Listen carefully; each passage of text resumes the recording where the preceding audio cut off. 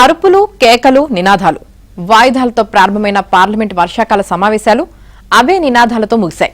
గత నెల 20న ప్రారంభమైన సమావేశాల్లో ఏ ఒక్కరోజు పూర్తి సమయం చర్చ జరగలేదు.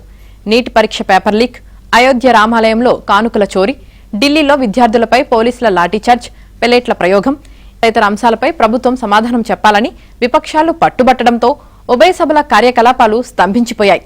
ముఖ్యంగా లోక్సభను విపక్షాలు దాదాపు పూర్తిగా స్తంభింపజేశాయి. ఈ సెషన్లో లోక్సభలో చర్చకు నిర్దేశించిన సమయంలో 15% సద్వినియోగమైంది. మొత్తం ప్రశ్నోత్తరాల సమయంలో 1% మాత్రమే సద్వినియోగమైంది. అంటే మొత్తంగా 9 నిమిషాలు మాత్రమే చర్చ జరిగింది. రాజ్యసభ సమయం 39% సద్వినియోగమైంది. సభ స్తంభించినప్పటికీ లోక్సభ ఎలాంటి చర్చ లేకుండానే 10 బిల్లులను ఆమోదించింది.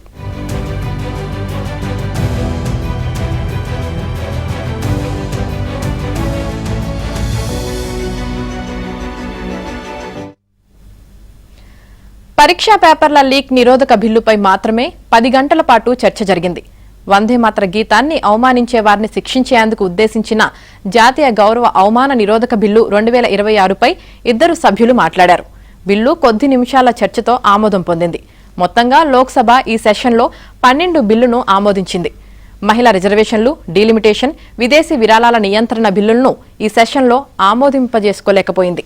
విదేశీ విరాళాల సవరణ బిల్లుపై విపక్షాలు తీవ్ర అభ్యంతరాలు తెలపడంతో ప్రభుత్వం దానిని జాయింట్ పార్లమెంటరీ కమిటీ పరిశీలనకు పంపింది. 18 రోజుల తర్వాత కేంద్ర మంత్రి అమిత్ షా లోక్సభకు హాజరయ్యారు. ఆయన సభలోకి అడుగుపెట్టిన 4 నిమిషాలకే సభను స్పీకర్ నిర్వధికంగా వాయిదా వేస్తున్నట్లు ప్రకటించారు. స్పీకర్ ప్రసంగం లేకుండానే సభ వాయిదా పడ్డాయి. చివరి రోజు కూడా సభ ప్రారంభం కాగానే విపక్ష సభ్యులు పెద్దపెట్టున నినాదాలు చేస్తూ సభను అడ్డుకున్నారు. సభా సమయం వృధా కావడంపై రాజ్యసభ చైర్మన్ సిపి రాధాకృష్ణన్ ఆవేదన వ్యక్తం చేశారు.